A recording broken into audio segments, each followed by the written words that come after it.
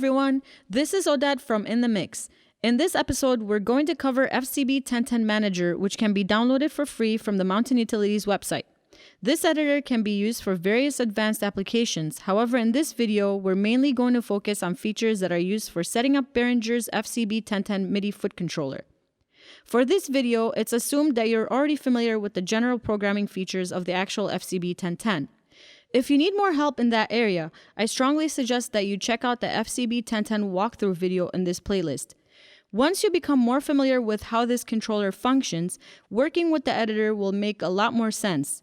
Without further ado, let's get right into it. First off, open the browser of your choice and go to mountainutilities.eu. Under the Downloads menu, click on FCB1010.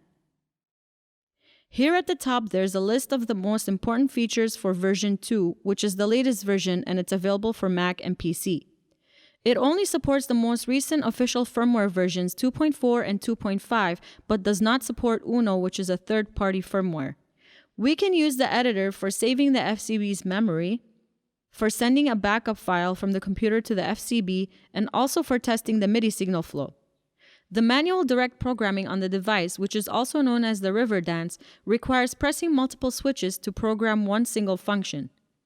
Working with this editor makes the programming process a lot faster and easier.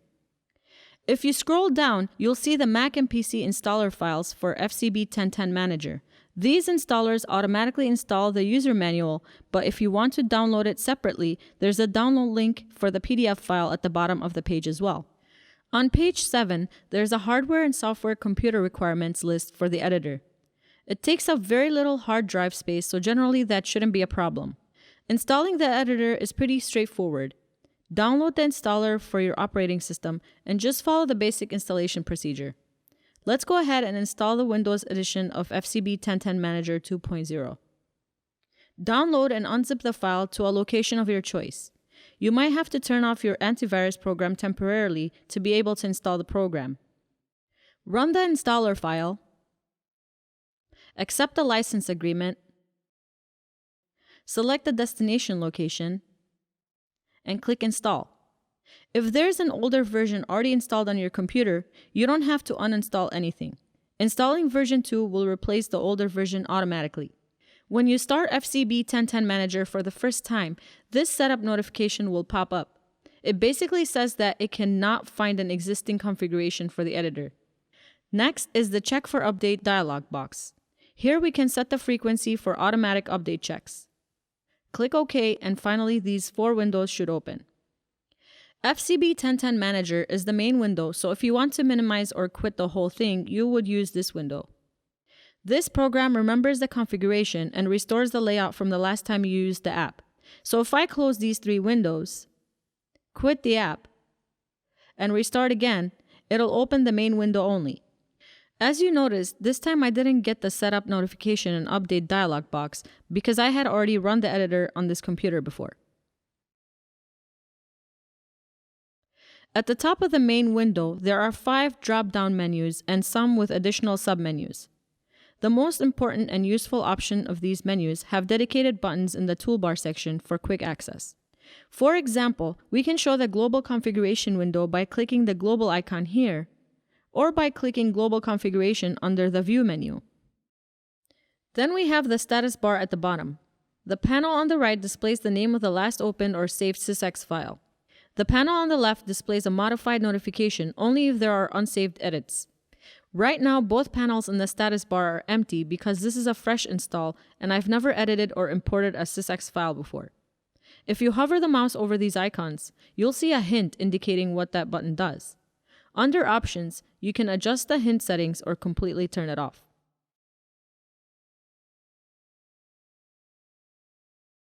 These 5 buttons on the right side of the toolbar gives us multiple options to quickly edit and navigate through different banks and presets.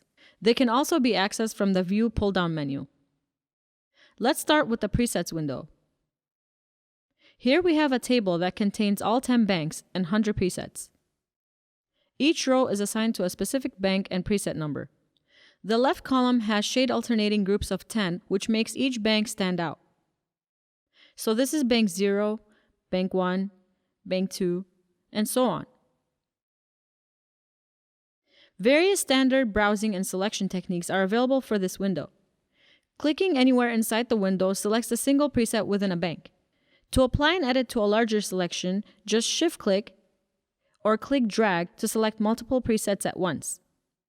Of course, you can also use the arrow keys, page up and page down, and home and end keys to scroll up or down. Another option for selecting banks and presets is the virtual FCB1010 window. This window looks and acts just like a real FCB1010. You can even change the direct select status to make selections. By default, direct select is turned off, so we can use the up-down buttons to step through banks and use the switches 1 through 10 to select a preset. The selection also gets updated in the presets window. To give you some examples, here's Bank 2 preset 5, Bank 4 preset 7, and Bank 9 preset 6. To activate direct select, click the global configuration icon. At the bottom of this window, there's a checkbox for edit fields not accepted by FCB1010 when sent to it. It basically means that only the Midi channel information in the global window will be included in the FCB1010 setup file. The rest of the parameters that are grayed out are only meant to be used with the editor and cannot be received by the real FCB1010. Once this box is checked, the direct select option becomes available and now we can activate it. With direct select set to on, a bank and preset can be directly selected by pressing 2 switches. For example, this is Bank 2 preset 8, Bank 5 preset 7, and Bank 0 preset 1. In this mode, we can use the up-down buttons to turn switches 1 and 2 on and off. Unchecking the box disables direct select. Once the editing is done, it's best to uncheck the Edit Fields box as well.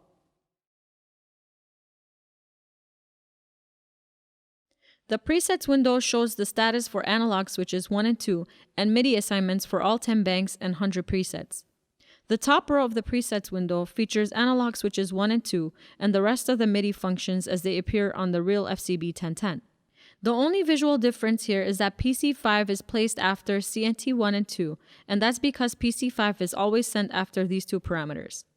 We've covered all these in great details, so if you'd like to know more about what these features actually do, please refer to the FCB1010 video manual. Presets can be edited in different ways. Select the preset that you'd like to edit, hit enter on the computer keyboard, or click the selected preset icon in the toolbar and the preset window for the selected preset will open. Alternatively, you can double-click anywhere inside the window, which will select and open the preset window for the selected preset. This is the preset window for Bank 0 preset 3, so adjustments made to these parameters will only be applied to the selected preset. If we select a different preset here, that information gets instantly updated in the preset window, so changes made to one window are always reflected in the other window as well. For editing presets in the editor, you don't need to first configure MIDI devices under the Options menu or even be connected to the real FCB1010. The only time you need all this configured is when you would like to send or receive FCB setup files between FCB1010 Manager and the FCB1010. Instead, what you need is the list of MIDI commands for the target MIDI device that you're trying to control with the FCB1010. You would also need to know if that MIDI device is using the 1 through 128 numbering system. If the device uses 0 through 127, then you would need to add +1 to PC messages to be able to match the FCB1010 numbering system. My target MIDI device is a Korg PA4X. I'll go ahead and edit Bank 2 preset 4 and we'll use some of the MIDI commands that are published in the user manual for this instrument. First, let's open the preset window for Bank 2 preset 4. Pay attention to the small panel on the left in the main window. As soon as a change is made to the preset window, the panel will display a modified notification, which means there are unsaved edits. Starting from analog switches 1 and 2, I'll activate switch 1 and keep switch 2 disabled. For PC messages, I'm going to assign PC1 to variation 3, PC2 to style to keyboard set, PC3 to bass inversion, and PC4 to autofill.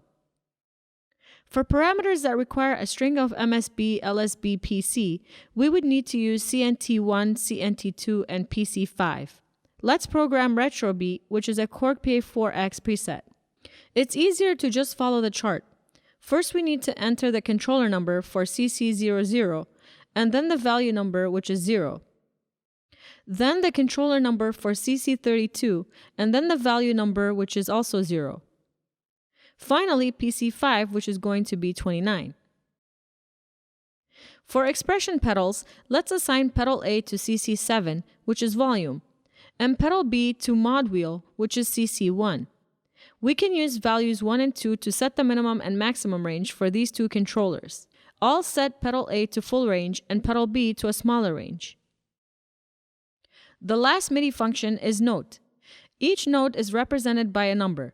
0 is the lowest and 127 is the highest note. Let's enter 72 for the note C4. Here in the description field, we can edit or enter a name for the selected preset. Let's call this RetroBeat. We can also give the entire bank a descriptive name in the Banks window.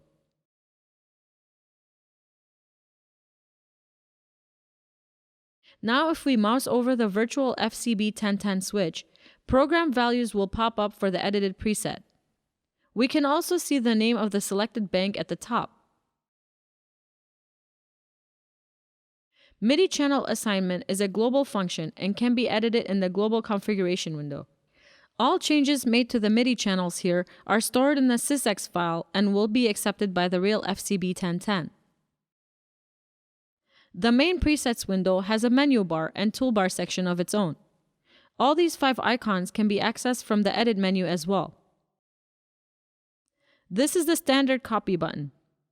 The replace button replaces the selected preset with values copied to the clipboard, so it kind of works like a paste button. Partial replace gives an option to isolate the parameters that we would like to copy to another preset. For example, I can copy only PC 1 through 4 and leave out everything else. Initialize clears the selected preset. Cut also clears the preset, but puts the settings in the clipboard so we can paste it elsewhere. And the last one to the right is select all presets. Sometimes you may want to apply an edit to a number of presets at once. Let's select 3 banks and apply some edits to all 30 presets in one go. Fix assigns the same value to all selected presets.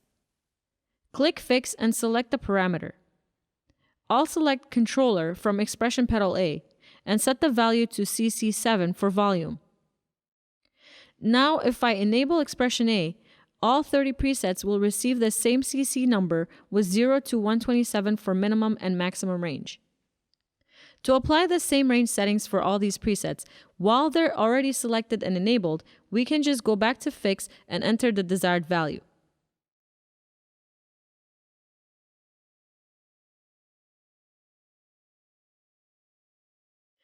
Increment does the same thing, except it adds incremental values starting from the specified value in the first value dialog box. This time, let's select PC3 under Increment. I'll just set the first value to 20. Now, if I enable PC3, the edits get applied to all 30 presets, but numbers increment by +1 starting from 20. Obviously, we still have control over individual presets. If you want to change the parameter for a single preset, just double-click it and apply the edit to that preset only.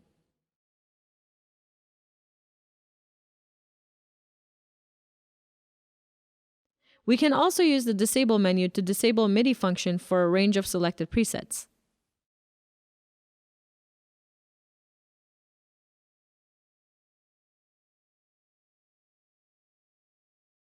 It's a good idea to save your work regularly. You can do so by pressing Ctrl+S or clicking the Save button.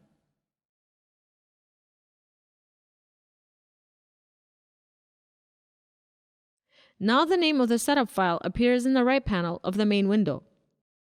The bank and preset descriptions are not saved in the sysx file because the real FCB1010 cannot receive this information. Instead, they're saved to an accompanying FCB file that can only be opened with FCB1010 Manager. Make sure that you always keep these two files together, because if you separate them and then open the sysx file in FCB Manager, the bank and preset descriptions associated with that sysx file will not be imported. You can also save the bank and preset names as a text file from the File pull-down menu.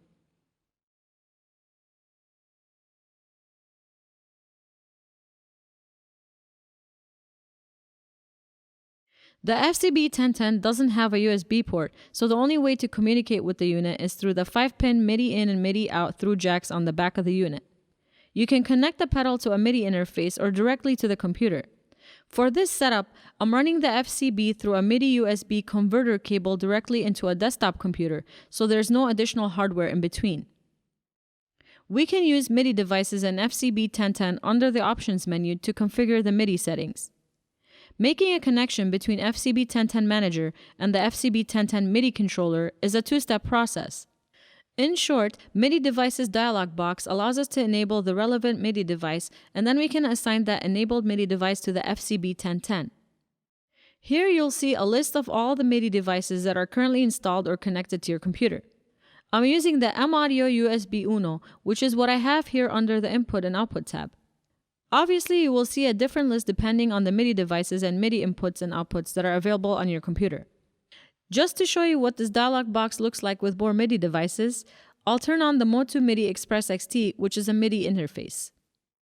If any changes are made to the USB Midi devices while the program is already running, you can just click Restart under the File menu, and that should update the Midi devices list. As you can see, now there are many more options available that can be enabled as a Midi device under the Input and Output tab. Obviously, if you only want to communicate with the FCB1010, then you just need to enable one Midi device. But for more advanced routing with other non-FCB Midi-capable instruments, you can enable more Midi devices here as well. For this particular setup, I still have the FCB1010 directly connected to the computer via the USB Uno cable.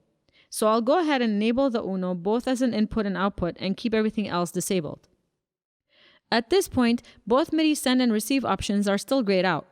To complete the second step, click FCB1010 under Options, and here you can specify which enabled Midi device is going to be used as an input and output for FCB1010.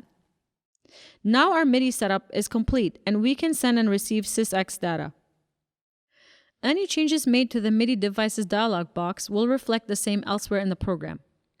For example, a disabled Midi input port here will also show as such in the FCB1010 and Midi input meters window as well.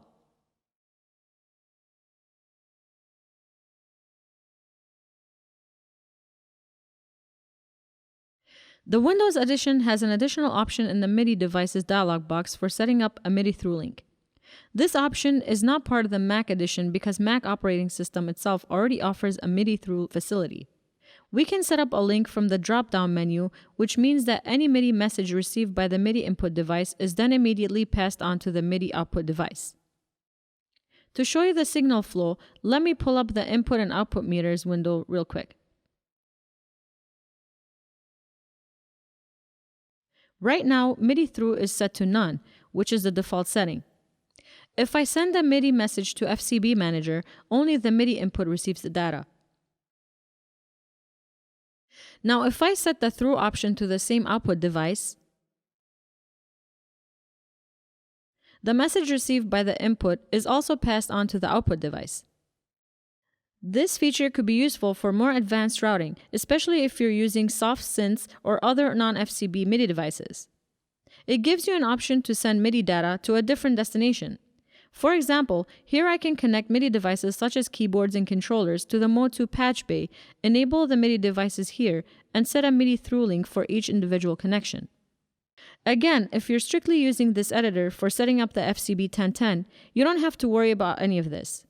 Just select and enable the relevant Midi input and output, and make sure the Midi through option is set to none.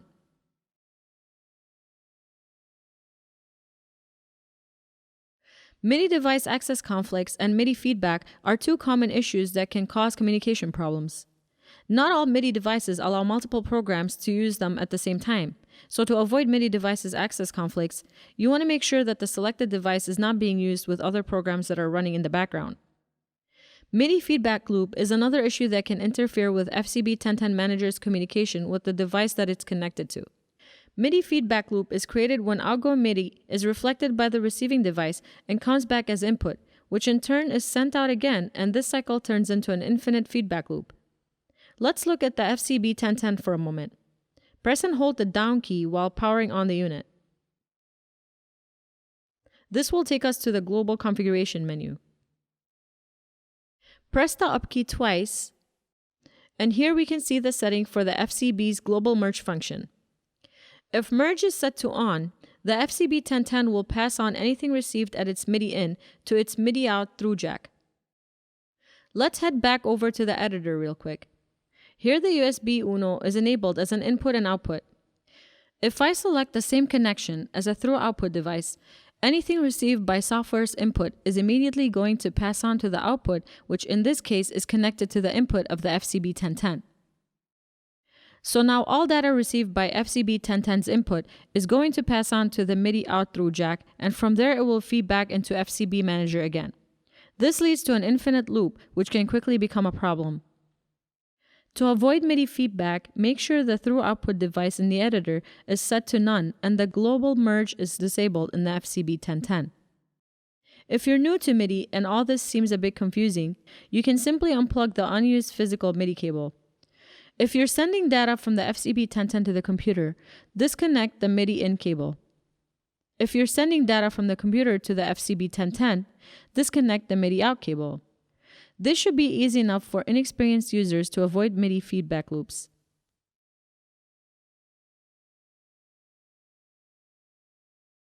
Before you start sending and receiving setup files, you might want to check if the FCB1010 and the editor are communicating both ways properly. Let's create a simple dummy setup file in FCB1010 Manager and send that as a sysx message to the real FCB1010. Then we can send that data back to FCB1010 Manager to test the connection. It's safer to use a control change message for testing purposes.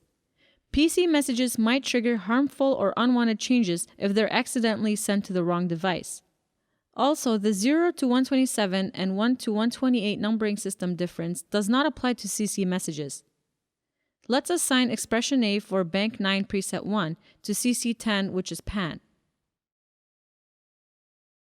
This next step is very important.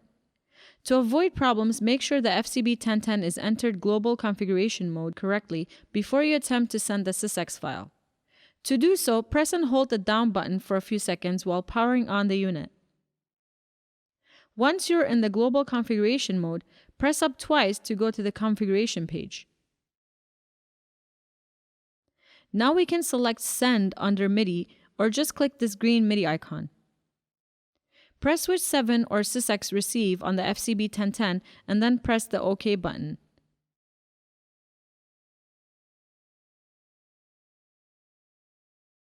Now let's exit global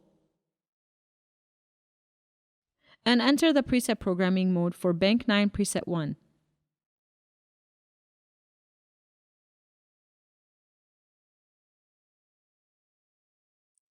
Here we have expression pedal A set to CC10, which means our dummy preset was successfully received from FCB1010 Manager. Now let's start with a fresh instance of FCB Manager and test the FCB1010 to FCB Manager connection. Press and hold the down button for a few seconds while powering on the unit. Once you're in global configuration mode, press up twice to go to the configuration page. Now we can select Receive sysx. Press switch 6 to dump the FCB data. When the red LED goes off, it means all sysx data have been transmitted, which happens relatively fast. I used this dummy setup file as an example, but in general, this is how we can send and receive files between the editor and FCB1010.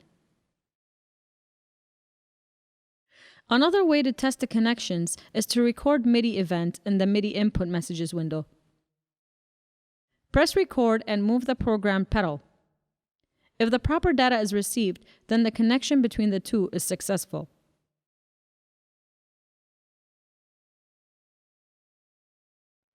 To open a backup sysx file, select FCB1010 under the File menu and click Open. Here you can locate the sysx file and bring it back to the editor.